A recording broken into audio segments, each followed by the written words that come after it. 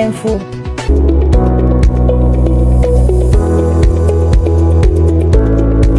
Le gouvernement de la transition informe l'opinion publique qu'une tentative avérée de coup d'État a été déjouée.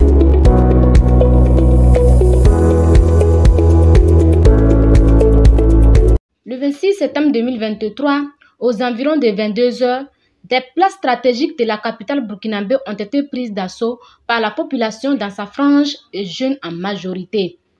Il s'agissait bel et bien d'une tentative de coup d'État contre le capitaine Ibrahim Traoré.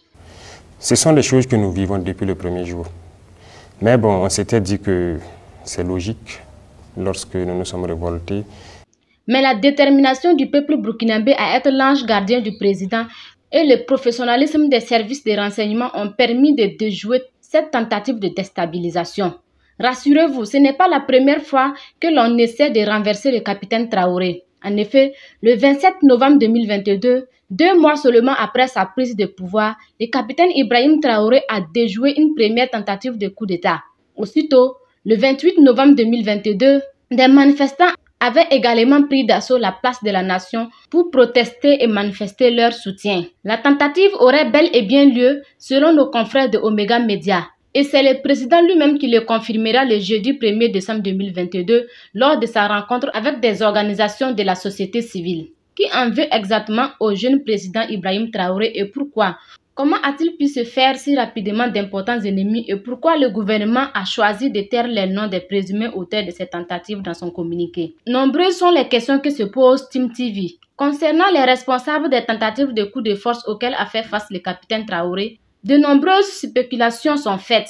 Certains internautes pointent du doigt un certain Bamouri Ouattara, qui serait le principal financier en partenariat avec les militaires burkinabés. Pour d'autres, c'est le chef d'état-major général des armées et l'ambassadeur du Burkina Faso au Ghana qui sont derrière tout cela. Une information démentie par l'exécutif burkinabé qui confie à travers un communiqué daté du 27 septembre 2023 que des officiers impliqués dans cette affaire sont mis aux arrêts et d'autres seraient en fuite. Pourquoi vouloir à tout prix déstabiliser un dirigeant comme Ibé? Un président qui use de toute son énergie pour le bien-être de son peuple. Un chef d'État qui part sur le terrain combattre les terroristes. D'aucuns diront qu'il est militaire et qu'il est de son devoir de défendre sa patrie. Pour dire vrai, Ibrahim Traoré, même soldat, n'est pas obligé d'aller au front. Il est quand même le président de la transition. Il a pour rôle désormais la conduite des affaires de l'État.